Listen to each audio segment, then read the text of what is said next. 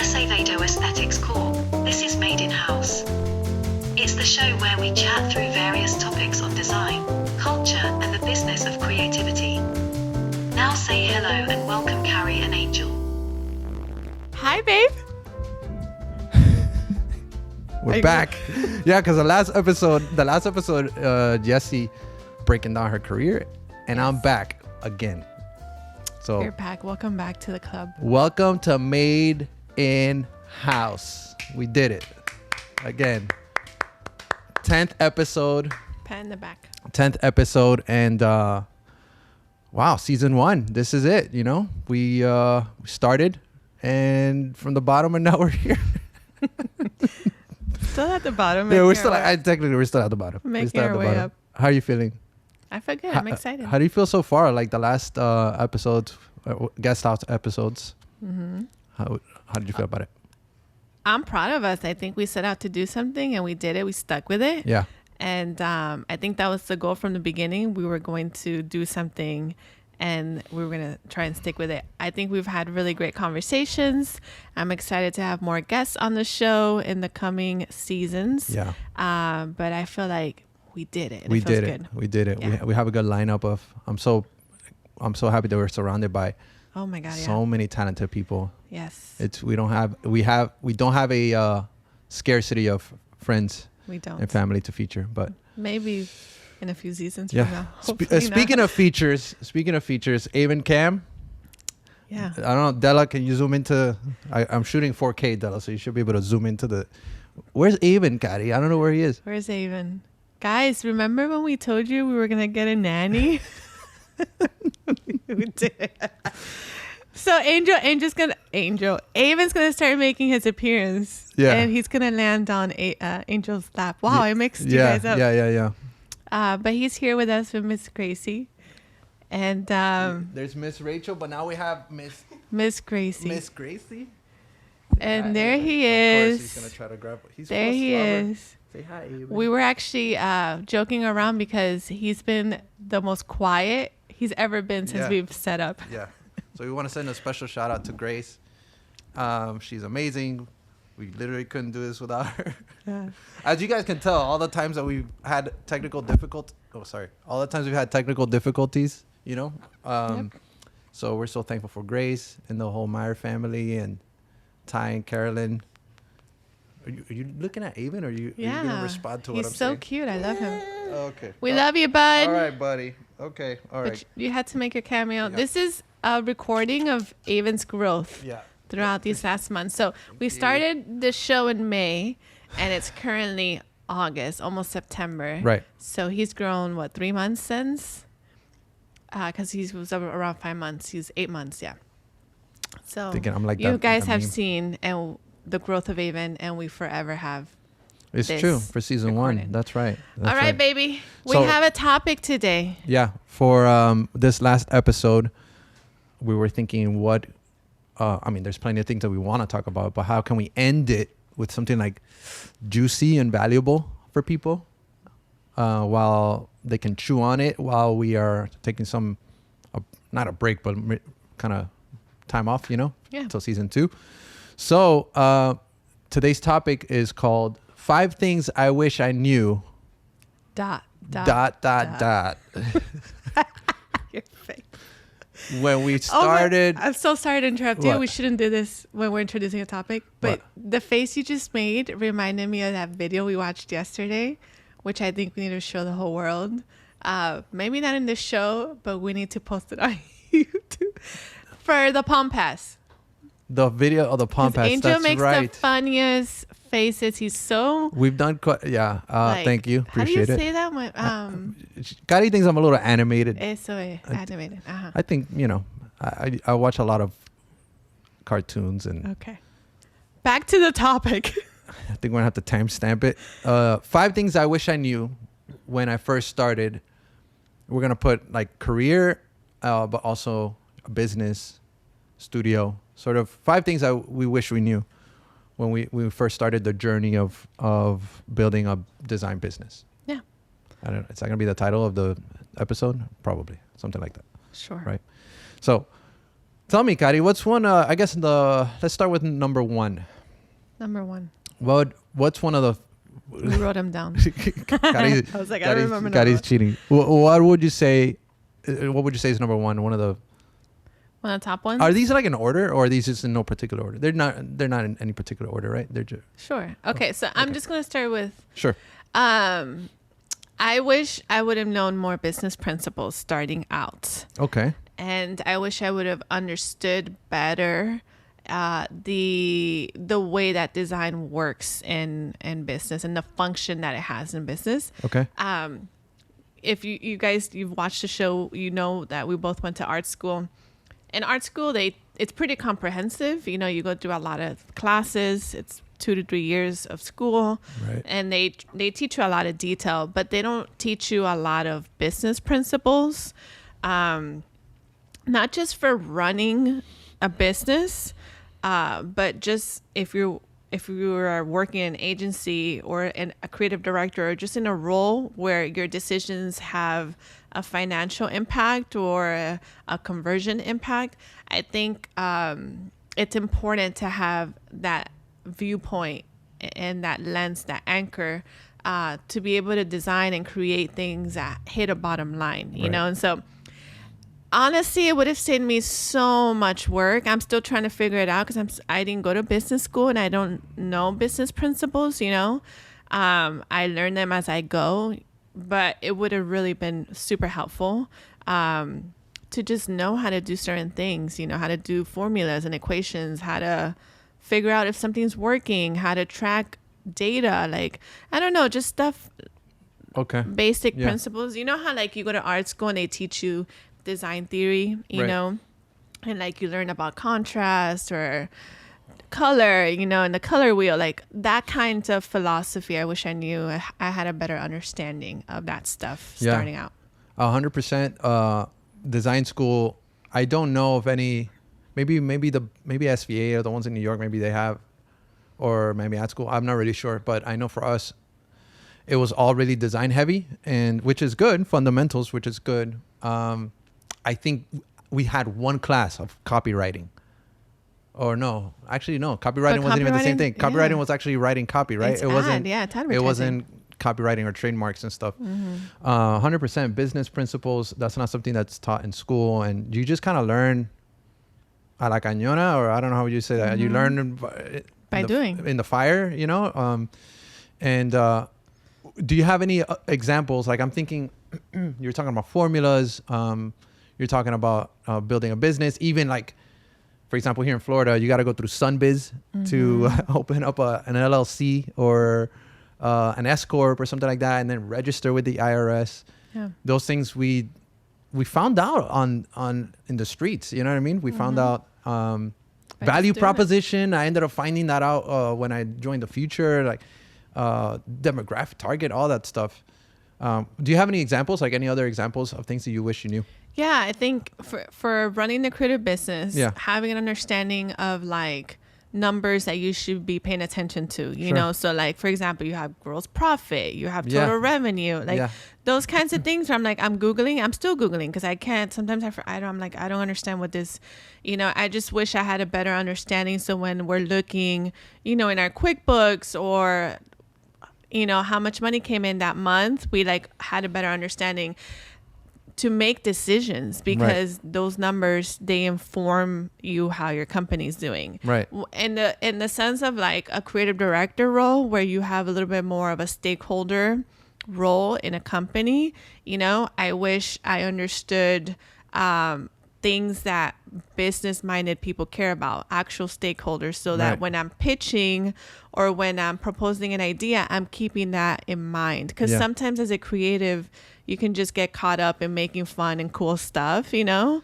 Right. You don't consider budgets, or you don't consider the consequences of certain things. So just having more of a business mind when I am leading a team to create something, and how much something's going to cost, the effect of a revision, of an error, if we have to go to print it, things like that, you know, that I think I've learned along the way. But definitely did not get out of art school or even start this journey thinking any of those things. I either learned them by making a mistake or failing, or a need of like, what the frick does this mean? I need to figure this out. Yeah. And most of the time it is by making a mistake that you learn. You're like, or you fail at something, or as you're talking, I'm like thinking, for at least from the business side of things, or business, what did you call it? Business principles, is the whole profit. How is it that you scale, or how is it that you profit? How is it that you got to price things? And the formula that I read about, or that I learned about, and correct me if I'm wrong, because this may be incorrect, but the formula for pricing things in a business should be the value that you're giving, the cost of employees or anything like that, and then the profit that you want to make, which I feel like that last part, the profit, is, we always forget you should be making a profit. You shouldn't just be breaking even, which is something that I learned like later on. It was like, I was pricing things out as, oh, well, this is the value or whatever. This is what I think it should cost. But you don't consider the cost that it's costing you to run the business, right? The overhead. And then the profit that you should be making, which is 20, 30% or whatever that may be, which is when you're freelancing, when you're starting a studio, it's things that you don't know about unless somebody actually tells you about it. Right. And tied to that is, once you get all that money, what do you do with it? Right. You know, so something that I learned recently is there has to be a financial distribution within your company, right? Because you have to pay taxes, because you need to save money in case something happens in the future. If you want to make investments, you need payroll. Like, there's a distribution of all of that you also need to learn. Right. And again, we learned it along the way. We're still not proficient at it, I believe, and I'm committed to, in a few years, understanding it a lot more. And I'm committed to you that once we get it, we'll teach it. We'll show you guys how to do it. Yeah. But certainly wish that if I paid a premium amount to go to a private art school, I wish they would have taken a little bit more time to teach business principles, especially in this economy, the way that our industry has changed and the information is not so concentrated. It's a lot more open and open access to everybody. Right. I hope that schools are teaching, because everybody, you know, it's what do they call it? The educator economy, is that what it's called? I think it's something like that. I'm not sure that's the right name, but it sounds similar to that. Yeah. All right. So number 1 is business principles. How to just run just basic foundational business. Good. All right. So that's good. You started really strong with that one. Number 2. What would you say number 2 is? You go. I'm looking here at our cheat sheet list. Number 2 would be, I feel like this is a two-parter because they kind of go together. But number 2 would be know a lawyer. No. Guys, you don't even got to hire, but just in case. Know somebody. Just know somebody. And multiples, because at this point we know multiple different, and it's so helpful. Yeah, different, because there's different lawyers for different things. Yes. You know, so early on, and I think we actually did pretty good with our proposals. I don't want to say that we didn't know what we were doing. I mean, we didn't know what we were doing, but we were learning as we go, you know. So we did our due diligence with building proposals and making sure that we covered ourselves, that we protected the client. We knew certain things because we had been freelancing for a while. Mm-hmm. But I don't remember. I think maybe it was the Emusa project, or maybe it was before that, where we were like, we need like a TOS, like a terms of service, or like some kind of contract that we need to give to our clients so that it protects us from getting sued, or it protects our intellectual property. So, and I'll shout them out. Shout out to DiSchino Schamy. They're in Biscayne. They're awesome. They're here in Miami. Google them, DiSchino, DiSchino. And they helped us with our first proposal contract. And it was like, this thing was like robust. Yes. And the language, I mean, I read it. It's hard to kind of even understand recitals and articles and things like that. But having a lawyer that can help you build a contract proposal will save you in the future. It will literally save your butt from getting sued or getting into trouble, or getting your stuff stolen, or not getting paid, or killing a contract, you know, a termination fee language in there, a termination fee, things like that is super important. What do you think about having a lawyer, or the value of like having a legal team to kind of help you? I think super important. And just to be specific, get a creative lawyer. Yeah. Lawyer that specializes in the creative field. Yes. Because there were things that our lawyers added to them about IP, about file storage, about just different things. I looked at it the other day and I was like, oh my gosh. That sometimes you don't even consider, or you don't know the right legal terms, and they'll help you with it. We didn't just do a proposal contract with them. We also did a contractor agreement with them as well. And so whenever we hire contractors, we have them sign this agreement, and it protects all parties involved again.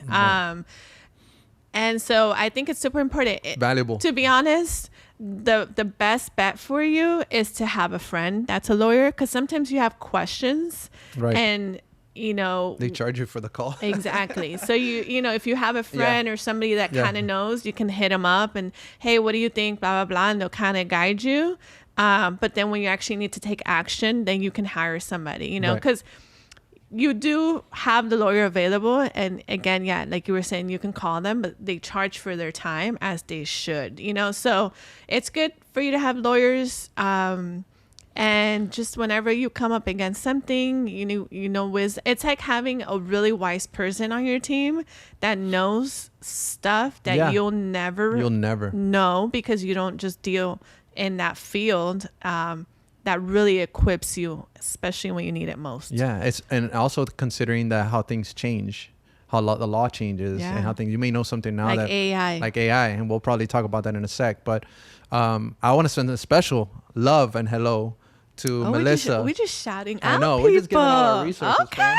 To Melissa from Secure Mark Legal, Melissa Jada. Man, she's gonna kill me. Secure Mark Legal. She's an attorney that does IP and trademarks, and she helped me facilitate because the city of Miami came out, and she helped me facilitate that. She helped me with the Goddess the Designer trademark, registered trademark. And she's helped me with other issues. And she was someone that, because we've worked together, that I called her and we worked on some stuff for another issue that I had. She gave me just a bunch of advice as to like how to write a letter and what to do. And it's so invaluable to have someone. It is, I don't want to say it's costly. I mean, it's worth it. It's valuable. It's an investment. Yeah. It's an investment that's well worth it. And to have someone on your side, to have someone that represents you, that gives you peace of mind, that will call for you, that will fight for you. Yeah. It's really invaluable. And whatever it costs, just do it. Save for it. Make it happen. Yes. So that Number just 2. Shows you we have 3 lawyers on our team. A friend who's Riza. Whenever we need something, we go to Riza. We love you so much. And Riza links us up to other lawyers. Yeah. We have DiSchino and Schamy, who does all of our creative proposals and contracts. Yeah. And then we have, what was the name? I'm so sorry. Secure Mark Legal. Secure Mark Legal. And they help us with IP and trademarking and different things like that. I want to shout out Riza's company, because we're shouting out all the companies now. It's, oh man, she doesn't even have, here it is. Vargas Law Miami at... When I have Della. And just disclaimer, Riza doesn't do creative law, but she is a lawyer, very wise, and she knows people. Yes. I think she leads. She's in a network. Esquire Network. I believe it's what it's called. Miss Esquire Inc., which is a fellowship or like a conglomerate of women lawyers, a legal team. And so I want to send a shout out to women. A lot of my extended team are all women, man. Even in the creative, even in our team, even our social. I barely deal with dudes, and it's incredible. You know what I mean? I have some guys that I'm working with, but just you, Della. Just you, Della. It's true, just Della. Just Della. All right, let's keep it going. Let's see. Number 3. Let's see. What else do we have here? Okay, number 3. Let's talk about this. This is kind of tied to knowing a little bit of biz, right? Get an accountant. Oh my gosh, man. So something we wish we learned. So back when we first started, we had an accountant, but just to do taxes. Right. Guys, let me tell you, when it was tax season, we dreaded it because we didn't do our bookkeeping every month as we should have. And so it was like the year ended and we had to do our taxes, and then we would try to do the entire year. It was a nightmare. It was a nightmare. I hated it. And Yeah. I would have to reconcile. I found out what that word reconcile means like 2 years ago. I don't even remember. We've been in business since 2015, but I had to essentially match whatever was on the statement to QuickBooks one by one and then give that to the attorney. And it was, it's just, you don't know what you don't know. So I didn't know. We had asked for recommendations for, sorry, did I say attorney? For an accountant? Yes. For an accountant is what I meant. We didn't know any really good accountant. So we just kind of went with like a family friend or whatever. And if you don't do things correctly, at the end of the day, you're gonna pay for it, and you're gonna owe money, and it's gonna suck, Yeah. So something that, again, we learned along the way, I don't think we understood the importance of an accountant in the beginning. We just looked at it as another expense, and we just wanted to avoid as many expenses as possible. Mm-hmm. And we learned the hard way. And now we look at it as an investment. Okay. And so we have an accountant on our payroll. You want to shout him out too? You want to shout out our accountant? Sure. Michael. Shout out to Michael. I'm going to have Della put all these in the thing down below. CC Tax Advisory in Miami. And he only takes a select account, right? He does like a select amount of clients, and we're one of them, fam. So don't try to take us out. And he's great. We did a consultation with him and his sister, Christy. Yes. And it was awesome. I mean, again, it's an investment. It's not necessarily cost effective, but it's worth it. It's worth it in the long term. It's in the long term. It's totally worth it. You're talking about not just reconciliation and bookkeeping. You're talking about someone that's available to you to answer questions about expenses, help you sort of separate the personal from the business.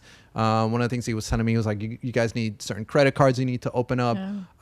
Doing 1099s. Yeah, 1099s, separating, for example, Amazon from Amazon Business, separating everything. So at the end of the day, everything's on the up and up. And if you need to apply for loans on the personal side, or if you need to apply for loans or capital on the business side, everything's squared and everything's nice and crispy clean. All right. So get an accountant. All right. Yes. Number 4. I feel I really want to say that how the Miami Heat guy does it. 2 minutos. 2 minutes. ¿Cómo se dice? Número 4. You can go. I don't think people outside Miami will understand on that, but that was great, babe. Thank you. Okay, so I feel like I feel like I keep Stop saying I know. I keep saying that was gonna be funny. I feel like this one's actually not my strength. I follow what's going on in pop culture because I listen to I have some YouTube channels that I follow, but for the most part, I don't learn new things. And number 4 is super important. It's like you got to stay current. You got to keep learning. Yes. And I feel like I'm stuck in the print world, and I love everything, analog everything. And I'm saying this to keep myself accountable. I need to challenge myself to keep learning new skills and new stuff, because we can easily fall into the trap of just doing the same thing and not necessarily evolving. So number 4 is stay current with technology or trends, and continue learning. How do you stay current? What is it you do? I don't know that I do a good job. And the reason why this is one on here is because when we first started, we were we knew what was up. You know what I mean? Yeah. And things changed a lot slower then. So like an Adobe software update was like not that big of a deal, you know?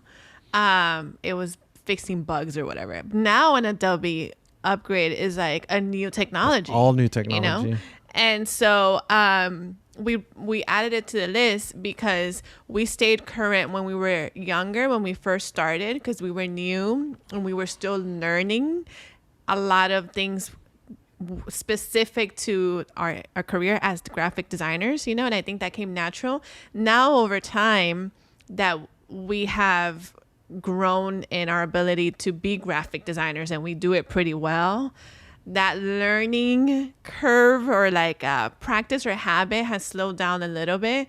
And I'm kind of reminding myself of staying in that space that I was in the beginning of learning, because I can see how I'm going to fall behind if I don't stay with it.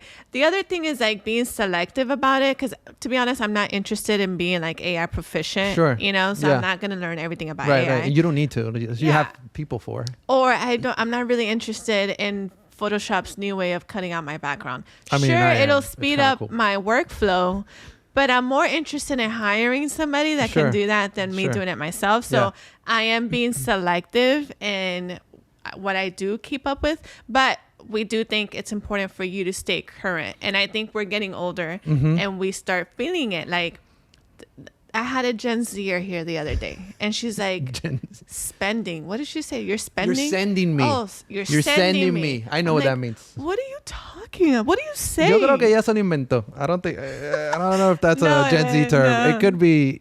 Whatever. Giving, sending, all these things, you know? So I don't even know what's cool on the radio anymore. Babe, remember when we were in high school and it was like, we knew what was up, like the top 10, we knew it, you know? It was like new artists that just came out. Nelly, like Destiny's Child. That was you. I mean, I was more into Biggie, but a decade a decade before. You. Yeah. But I don't know one Karol G song.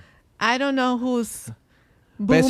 Peso Pluma. Shout out to Peso Pluma. Anyway, we're going off on a tangent like, oh, people, stay current. Yeah, I agree with you. I don't think it's necessary for you to learn all the skills and know everything that's out there and know how to use generative fill and like all this other stuff. I do think it's important when we say stay current to familiarize yourself with how it works and why it exists. As opposed to that's actually a very good point. Yeah, why it exists. Yeah, and as opposed to like tactically learning how to do it. I'm working with a few other designers, young designers, that I'm for some Gaia stuff that I want to make. And I was like, this is cool. Instead of making it myself, let me just hire them to do it for us. Because you can only know a finite amount of things. And when you're at a level that you're running a business or at a creative director's level, you have other things you need to kind of think about and keep it at a high concept. At the end of the day, the execution or who does it, not that it doesn't matter, it's the result that really matters. So just surround yourself with people that can help you get there. Yeah. And so when we say stay learning, a good example is Illustrator. I use Illustrator all the time. Photoshop all the time. There's certain tools that are important for us to use. I just found out that Illustrator lets you step and repeat. Remember that I showed you that you can repeat stuff? You could tell it to repeat things super easy all of a sudden, as opposed to manually and with the alt tool or whatever. Things like that will make your life easier. It's very important. But also technologies that are emerging. You were talking about artificial intelligence and what that looks like, ChatGPT, which we use, Midjourney. There's other tools that create video. It's not only good to know that they exist, maybe it's good to try them and learn how to use them, and the implications, the moral implications of, especially for artificial intelligence, Yeah. So you bring up some good points that reminded me of something. It is important to stay current. Again, the more you go up on the ladder, the more I think you should know these things. But for example, as a creative director who is leading a direction of something, you should know what's going on in the world. Right. You should know if a word or the way that you say something is going to get canceled or it's going to be taken in different, so you do have to stay knowing the implications and the why of certain things. And I think that will help you stay informed. So we're saying two things: practically in your craft, stay current, know what's up, and philosophically in a more high concept, know what's going on in the world, the narratives that are happening, the things that people are interested in a global sense, the conflict and stuff like that, so that you're able to inject yourself into the conversation in a very informed way. That's really good. And I'll end it with this. I think to stay current, it has multiple different values to it, but I think the biggest value is that you're able to find opportunities where you didn't necessarily knew that they existed before, or new trails or new pathways to tell your story, or to find an execution, or to solve a problem. So I feel like finding those opportunities for whatever design challenge that you have, it's valuable for you to know what's out there, you know. Yes. So okay, good. Número 5. Number 5, in no particular order, right? These are like, even though this one's a pretty banger one. And I want to say I learned this from Crystal and talking to other sort of entrepreneurs is, I had the title, like the exact title of how I was going to say it, but it's essentially scale and grow in a healthy way. Don't scale too fast. So I feel like for us, we immediately, as soon as we get like a studio, we want to like do all the things. Not even as soon as we get as soon as we want to say that we're going to business or whatever, studio, order everything, you know, get everything done, buy chairs or buy whatever. I feel like you got to scale in a healthy way and grow in a way where it's healthy for your business. And various entrepreneurs, including even Crystal, have mentioned that if they had to start over, what would they do? And I think the number one thing is like keep your overhead low. Like, why are you gonna go? If you have a perfectly good room at your house, rent a warehouse where you have to pay double the rent. Because it's cool. I know, because it's cool. Yes, it is very cool. We did it. We literally did it. And honestly, it was like some of the best memories. But keep in mind that when you're scaling, it's like, especially when you're getting a venue, you're going to pay double everything. Sometimes the rent is double or triple what you're paying at home, but then you have to pay double internet, utilities, you have to pay employees, you have to buy furniture, you have to hire people, and you just got to be smart about it. We live in an age now where remote work is sometimes, depending on the circumstance, it's sometimes more favorable than actually being on location. So tap into that and maximize that and take the opportunity to do hybrid work. We were talking to Fern and Em yesterday about it, how hybrid work, I feel like is the future, or is the now, is where you don't necessarily need to go into the office. You can work from home, or you can kind of go in it, you know, a couple of times a week. And I feel like you take advantage of that. Take advantage of the Zoom and take advantage of the meetups, the Google Meets. There's a lot of value in working together and being in the same space. But also I think you just got to scale in a healthy way. Yeah. What do you think? I agree with you. You know, don't get too excited too soon. You got to count the costs of some of these things that you want to do. You know, even now we're operating everything from our home, literally everything from our home.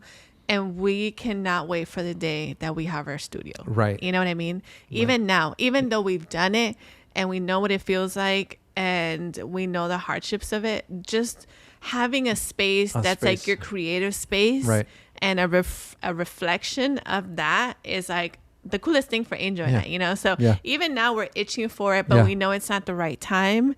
And the goal is to do things in a way where you're able to sustain them and you can do them well and healthy, you know, where if you are paying a mortgage, there's nothing wrong with paying, or another lease, there's nothing wrong with paying that, but you want to be able to do so healthy where it's in your bank account and you're not stretching yourself or stressing yourself out because you're trying to figure out those things. You know, you want to make you want to make things having fun and with joy. So for sure, scale slowly. And sorry, finish your thought. Go ahead. No, I was gonna say that as to be transparent, like we like Kari's saying, we literally are fighting that urge all the time. Like even today, Kari and I were talking. We're like, the podcast setup, it's made in house. We're doing it here at home, but the setup and teardown is time consuming, and we can't wait for the day till we can leave this up, have a spot, and we just don't have to. We could just sit down and record.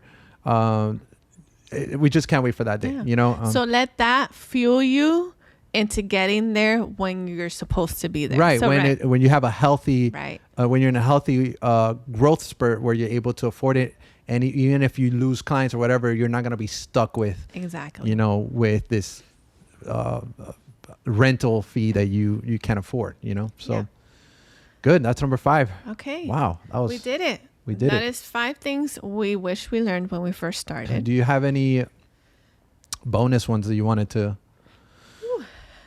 mention? Any bonus? I guess a bonus tips? one for me, I thought about it, I think in our conversation, is marketing. I wish I understood how much marketing affects you as a creative business owner. So, when you want everybody to see the things that you make, right. Because you made them. You made them full of joy. You made them in excitement. You made them to share it with the world.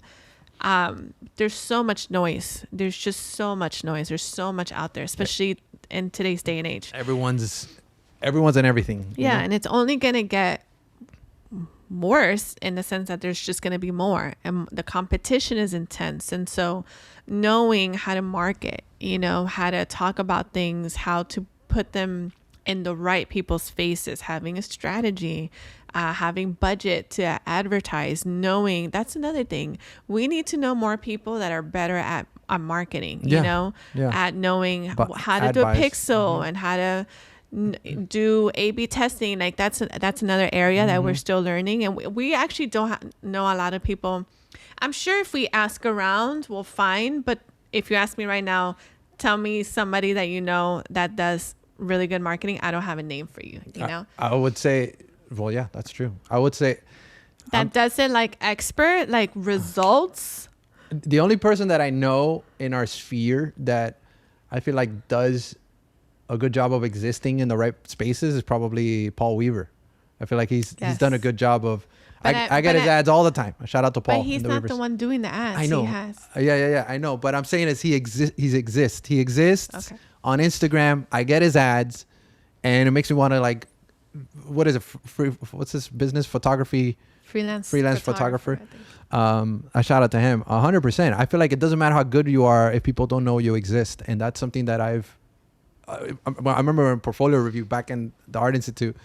There was people that had their portfolio on PDFs, and they didn't have a website built. It's one of those things. I was like, guys, if you're not online, you don't exist. It doesn't matter how good you are. And now it's, if you're online, it doesn't guarantee that you exist. It doesn't guarantee your existence. Now it's like you got to be where I want to be. Oh my gosh. Where the people are. I thought we were going to finish it. But you know what I mean, though. You got to be where the people are, bro. They got to know that you exist and stuff. So we got to get better at that for sure. Do you have a bonus? I think this one was a good one. I didn't even know this word existed. I had to look it up again. But have a clear value proposition. What is it that you're selling? What is it that you're... And for me, for us, for the studio, and I can speak for myself because that wasn't necessarily something we talked about, but we just wanted to do everything. We didn't necessarily know our identity as a bit. We were like, we're a design studio in Miami, Wynwood, and it was super cool. But we were doing stuff that we had no business doing. Guys, we did brand identity. We did web design. We did print. We did packaging. We signage. Did literally everything. We did and we wraps. Can. And we can. Do I want to be making websites further? No. Okay, I can design them. I don't want to develop them. Right. We can design them. Right. Do stuff. I just want to do stuff that's fun. I feel like it's important to make it clear what sets you apart from everybody else. And like you said, there's a bunch of noise out right now. Everyone's an educator. Everyone's multi-million Emmy award-winning agency. Everyone's everything, and it's just a lot of noise that you just need to stand out, So having a clear value prop of what it is that you do and who you are and where you're going and your goals, I think it's also a good bonus tip. Yes. Did you have another one? No. Oh, you don't? We're all done, I think, for today. Oh, wow. So, baby, this is it. Season 1. The first 10 shows of Made in House. Made in House. I love you. Give me a hand hug. How do we do that? No, like this and then. It's a hand hug. All right, friends. Thank you for joining us for these last 10 episodes. We are going to take a little bit of a break. We're going to evaluate and look at what we're doing. And look at metrics. and analytics and data, right? Yeah, with our team. And we'll be back. We don't know yet when we'll be back because we're still trying to figure out the structure and the rhythm of the cadence. I use that word all the time. Word right now is cadence. Time out before she finishes her thought. I just want to say, I think it was 2 weeks ago. No, mentira. Like a month ago when she was starting to get involved with Gaiad and like Made in House and all this stuff, and she will walk around. 2 months ago, we've been doing this show for 3 months. Whatever it was that she started getting involved more with God as a designer and some of my stuff into my world, right? And she would be like, well, you need a cadence. So what's the cadence for, what about the emails, the newsletters? What's the cadence for the emails? I'm like, cadence. Like, I'm like Googling what the heck a cadence is, you know, because it's a word that came out of nowhere. You know what I mean? It's in the dictionary. I know it's in the dictionary. What is cadence? Why don't you do... it's a rhythm. Having a rhythm, a pattern. Why couldn't you just say rhythm? What's the rhythm? I don't know. I just say cadence. Oh, right, babe. Okay. All right. Rhythm just sounds... Okay, so while we figure out the cadence... The rhythm. Of Made in House... we're going to take a break, but we'll let you know on social media. If you follow us on at madeinhouse.tv on Instagram, we'll share when we'll be back. And it'll be a short break. It won't be a long time, but we'll be back for season 2. Yeah. We're going to have more guests than ever. There's some people that we want to bring on. 100%. We want to bring on Grizzly, Print Parlor. Shout out to Grizzly for sure. We want to bring on Maz. Yes, Maz. Who else do you want to bring on? One of Frakes. Alex Lopez. Yes. Oh man, so many good people. Yes. Amber, I want to bring Amber on. Oh. Amber, it's a G. I'm bringing on Manushka, which is a different kind of person, but I think she's wise. Like she's not like a. She's like a creative with like I think the teachings that she has. Yes, you know? Yes.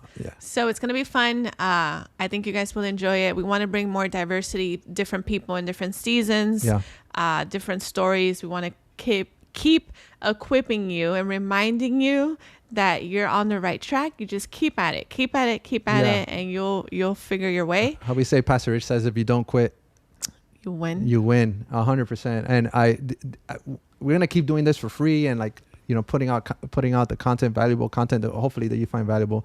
The only thing that we ask is that share it with friends, like it and wherever you're allowed to like it, and just post about it. You know, we want people to know we exist, right? We're just talking about like, if people don't know you exist, it's like, it doesn't matter how good your content is. And I feel like we're providing some pretty good, value. I hope, you know. Yeah. So if there's any suggestions that you have of things that you want to talk about, we read all the comments, DM us, Scotty and I, or DM Catty specifically. She reads all her DM.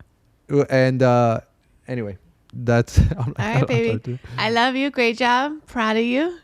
And guys, keep at it, and we'll see you guys in a few. Yeah, keep making beautiful things while we're off, and we'll see you soon. Bye.